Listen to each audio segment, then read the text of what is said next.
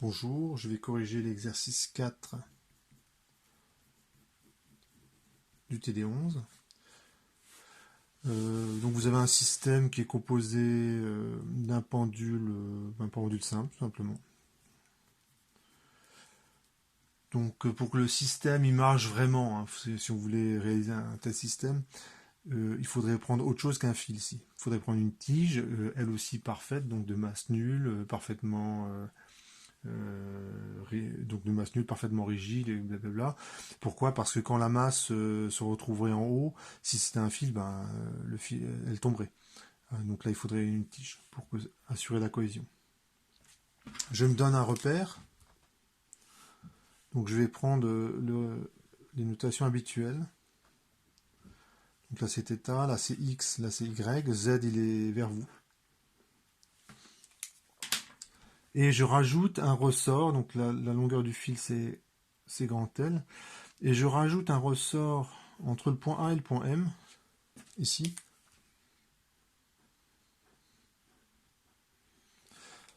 Tel que la longueur ici, ce soit aussi grand L. D'accord? Donc c'est... Voilà, c'est l'énoncé qui vous dit ça. Je précise, je le fais tout de suite parce que sinon je vais l'oublier. Je considère que le référentiel est terrestre, supposé galiléen. Le système, bon, c'est facile, c'est la masse, il n'y a qu'un seul objet qui a une masse, c'est ici. Le bilan des forces, vous avez le poids, la tension du fil ou la tige qui est de masse nulle. Là pour le coup ça ne change pas grand chose, et la force de rappel du ressort. Et le ressort, c'est précisément l'énoncé, il a une particularité, c'est qu'il a une longueur à vide qui vaut 0. Donc, il y a une certaine raideur, une longueur à vide qui est nulle. Donc c'est un ressort un petit peu particulier. Donc vous avez le poids qui est comme ça, la tension du fil, enfin tension de la tige qui est comme ceci, et la force du ressort, certainement elle est comme ceci. Question 1. On vous demande les coordonnées du vecteur OM. Donc ça,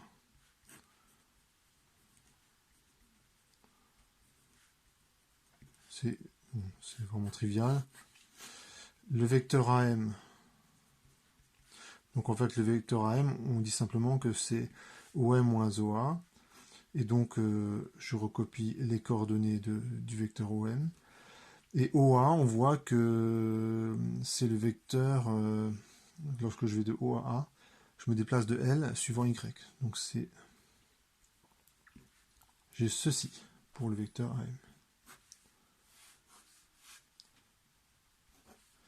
AM. Alors, pour la question 3, on va déduire de l'expression de AM l'énergie potentielle élastique, qui s'écrit comme ceci. Alors, normalement, ici, c'est L moins L0 au carré, ça c'est la formule qui est dans le cours. Mais comme L0 est nul, il n'y a que la longueur du ressort, et la longueur du ressort, c'est justement AM. Donc on utilise la formule de Pythagore. AM, c'est racine de ça au carré plus ça au carré. Donc la racine, elle saute.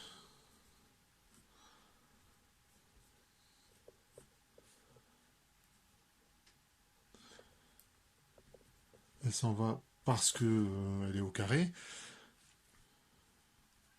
On remanie un petit peu l'expression. Donc ça fait 1 demi de K. Ici, ça fait L carré cos carré θ. Plus L carré sinus carré θ. Je vais retirer le soleil.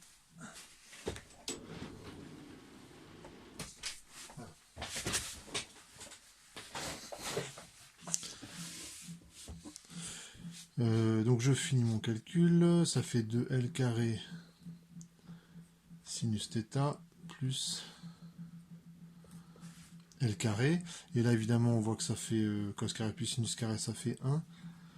Donc tout calcul fait, il y a un 2 qui va apparaître dans cette parenthèse, parce qu'il y a le L carré plus L carré, ça fait 2L carré.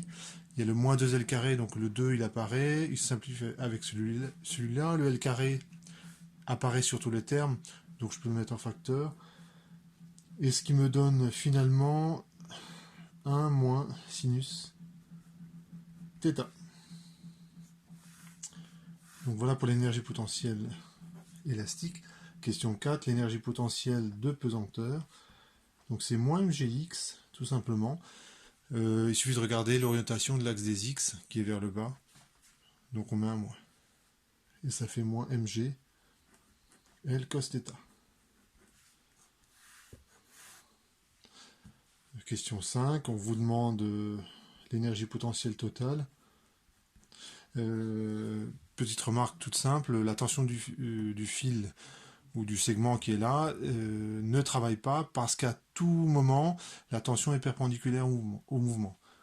Donc la puissance est nulle, donc énergétiquement, elle ne joue pas de rôle, cette tension qui s'exerce sur la masse. Et donc je fais la somme des deux, ça fait KL carré moins KL carré sinus θ moins mgl cos θ. Donc c'est sous la forme qui est demandée par l'énoncé, donc on retrouve ces deux termes-là. Et ici, c'est la fonction f qui était demandée.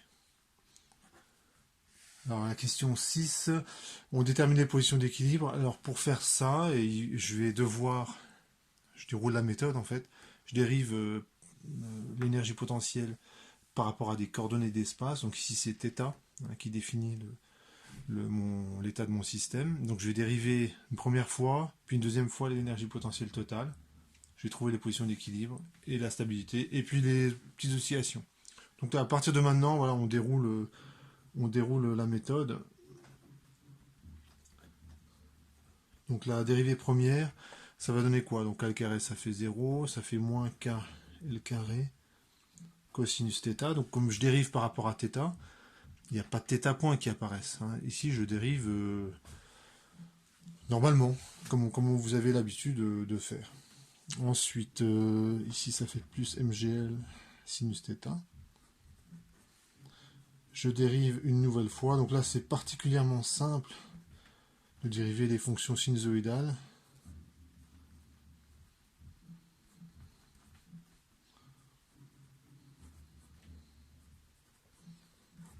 Donc là j'ai mes dérivés et je vais étudier enfin j'ai d'abord trouvé les positions d'équilibre.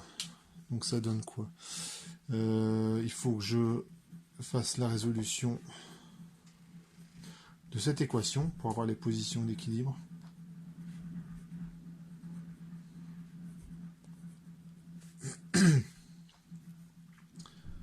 Dit autrement,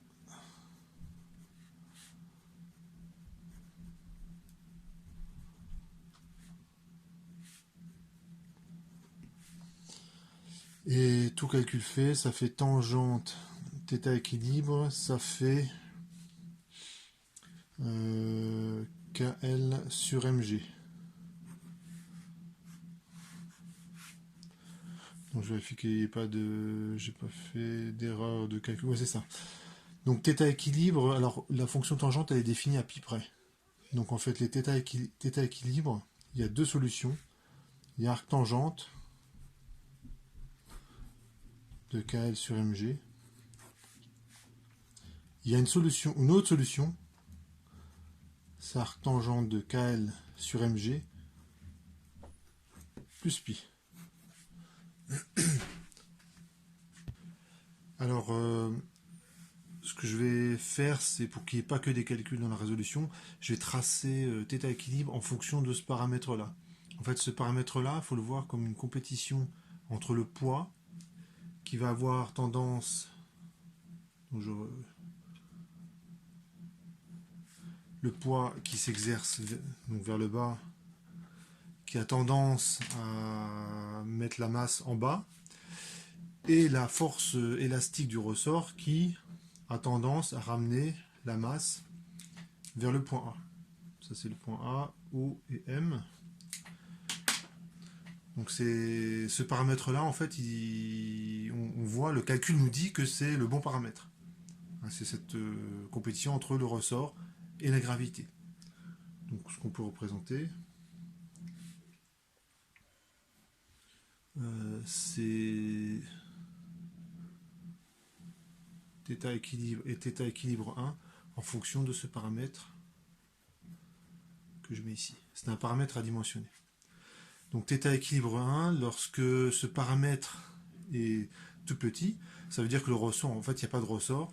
On va avoir comme solution, je vais tracer en rouge, c'est 0.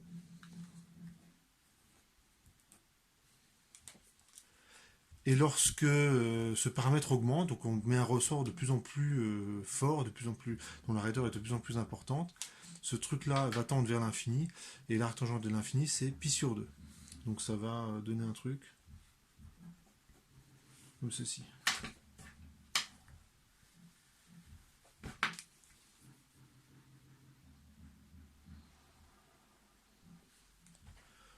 Donc dans ce cas-là,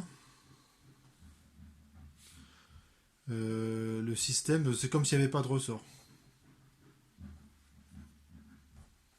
Donc le ressort, il est inexistant.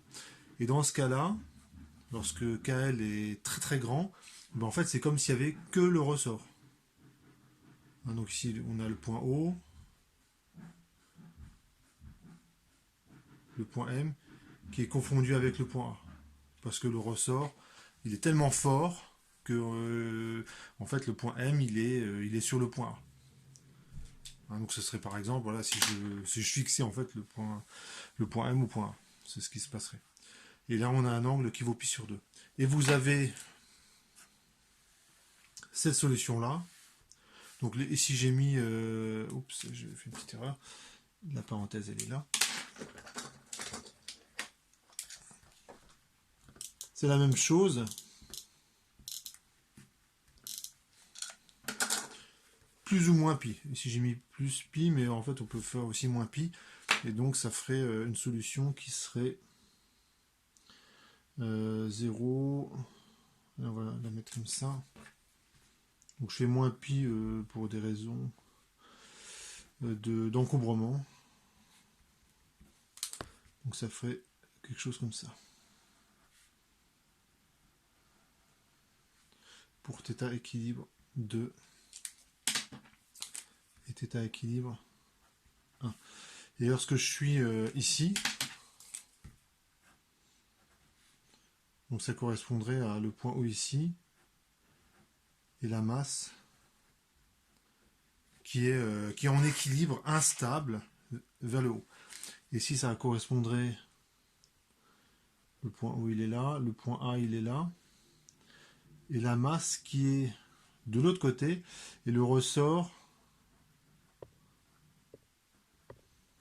qui est tiré ici au maximum, et c'est on comprend tout de suite que c'est une position d'équilibre instable dans ce cas-là et dans ce cas-là. Ici je ne représente pas le ressort parce que quand je suis à KL sur MG nul, en fait c'est comme s'il n'y avait pas de ressort. Et ici j'ai le point O. Et là j'ai le point O. Voilà, donc ça agrémente un petit peu l'exercice de schéma. J'étudie maintenant la stabilité. Donc je vais réinjecter le θ équilibre 1 et θ équilibre 2 dans la dérivée seconde, et puis je vais regarder le signe. Donc je vais faire un petit tableau. Donc, tout calcul fait, on trouve ceci pour la dérivée seconde par rapport à θ. Donc je vais quand même donner quelques indications pour trouver ça. Parce qu'en fait, il y a quand même quelques lignes de calcul. Pour θ équilibre 2, ça va être assez facile parce que si je regarde l'expression de la dérivée seconde qui est là, ce que j'encadre ici, comme c'est des fonctions sinusoïdales, si je rajoute plus pi, en fait ça revient à mettre un signe moins devant. Et comme θ équilibre 2 c'est θ équilibre 1 plus ou moins pi, en fait ça fait moins mgl racine de KL sur mg au carré plus 1. Donc je prends juste 2 secondes pour vous dire comment je trouve ce résultat-là. Donc j'utilise comme résultat que cosinus de arctangente de x, c'est 1 sur racine de 1 plus x carré. Et j'utilise le fait que sinus de arctangente de x, c'est x sur racine de 1 plus x carré. Donc ces genres de formules, pour les retenir, en fait, vous pouvez faire le schéma suivant. Vous dessinez un triangle rectangle. Ça, c'est pas difficile. Tracer un triangle rectangle, tout le monde peut le faire. Et ici, je décide de mettre x, et ici, je décide de mettre 1. Pourquoi je fais ça? Parce que quand j'ai fait ce schéma-là, je sais que l'angle qui est ici, c'est arctangente de x. Et bien, cosinus de arctangente de x, c'est 1 sur l'hypoténuse qui vaut, voilà, c'est pas compliqué, hein, c'est racine de 1 plus x carré. C'est la formule qui est là. Et pour le sinus, bah, c'est sinus de cet angle, c'est côté opposé sur hypoténuse. Et quand je calcule la dérivée seconde qui est là, et que je remplace θ par arctangente de KL sur MG, j'ai des racines qui apparaissent, il faut réarranger un petit peu l'expression, et à un moment donné, il y a une simplification, c'est-à-dire que je me rends compte qu'au numérateur, j'ai un terme du... Et au dénominateur, j'ai le même terme, sauf qu'au dénominateur, c'est racine, et au numérateur, c'est le terme tel quel. Et donc ça simplifie pas mal, et on arrive à une expression de la dérivée seconde qui est relativement, enfin qui est assez simple finalement, qui est celle-ci. Et là, un signe moins. Donc ici, c'est positif, donc c'est stable. Et là, c'est négatif, donc c'est instable.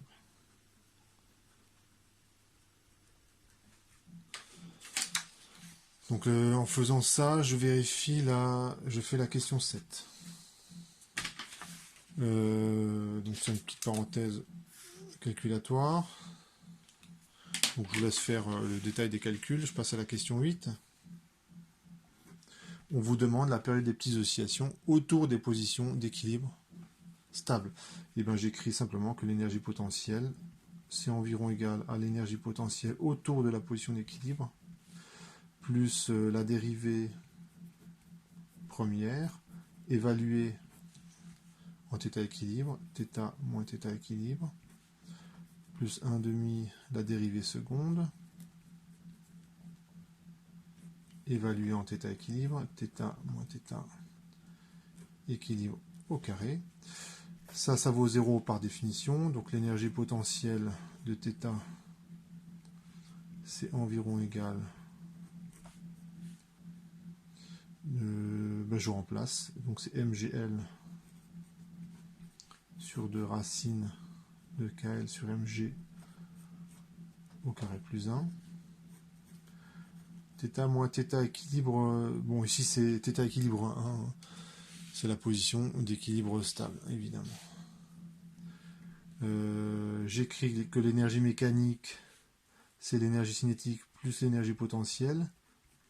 L'énergie cinétique, j'utilise l'expression en coordonnées cylindriques. Hein. Là, vous reconnaissez Lθ point, c'est la vitesse orthoradiale. Il n'y a que la vitesse orthoradiale, je le mets au carré. Plus l'expression approchée de l'énergie potentielle.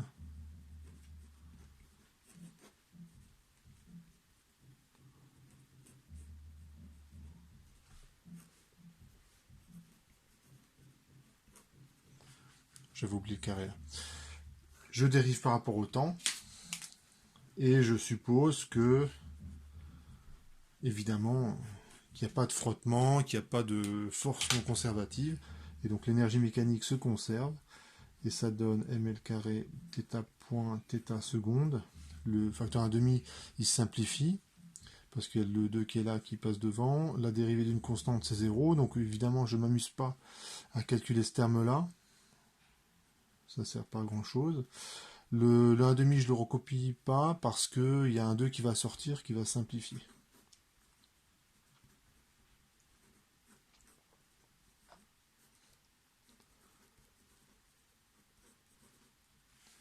Le θ point, se simplifie. Et j'ai finalement mon équation différentielle qui est celle d'un oscillateur harmonique. Donc le M se simplifie également. Il y a un carré là qui simplifie avec le L. Donc on trouve G sur L, racine de KL sur MG. Θ moins θ équilibre.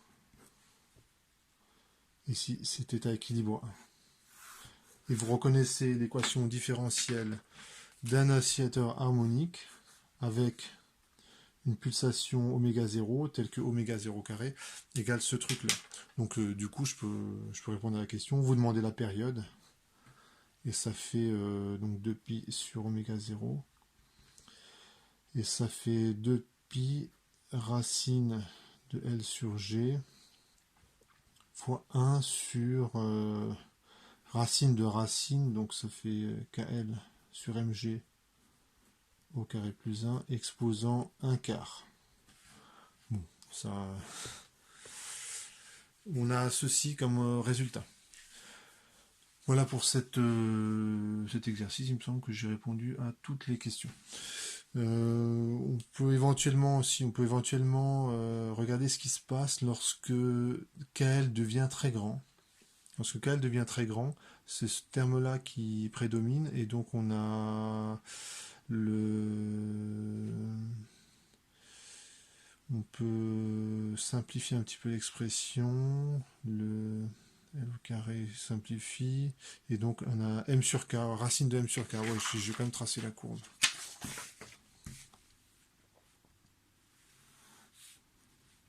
Comme ça, il n'y a pas que du calcul dans ma résolution. Ça, c'est la période. Le paramètre pertinent, là, c'est KL sur MG. Lorsque KL sur MG est nul, en fait, j'ai l'oscillation du pendule simple. Donc on retrouve une période qui vaut...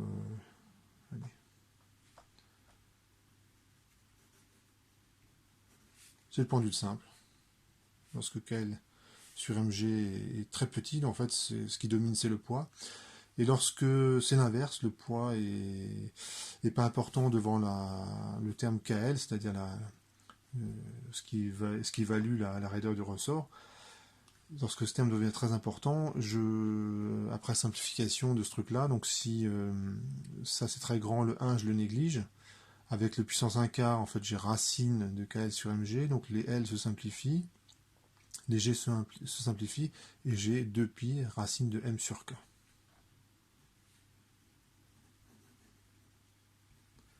Et ça, c'est le masse ressort qu'on a vu en début d'année. Et donc on passe de l'un à l'autre, ça fait un truc comme ça, quoi.